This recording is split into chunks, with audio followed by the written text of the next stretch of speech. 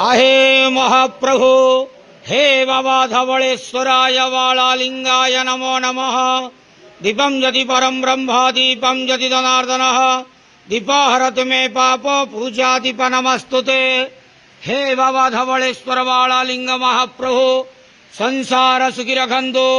आज शुभ गुरुवार रे समस्त श्रद्धालु भक्त मानक आश्रीपद करंतु, मनस्कामना पूर्ण करंतु, कर्म क्षेत्र उन्नति करंतु, ग्रहरिष्ट खंडन करंतु, जगतर मंगल करंतु, विश्वर कल्याण करंतु, आपणकर नाम प्रकाश करंतु, सेवकर डाक श्रवण करंतु, समस्त द्वावसा भक्त मानकर मनस्कामना पूर्ण करंतु। महाप्रभु धवलेश्वराय बालालिंगाय नमो नमः।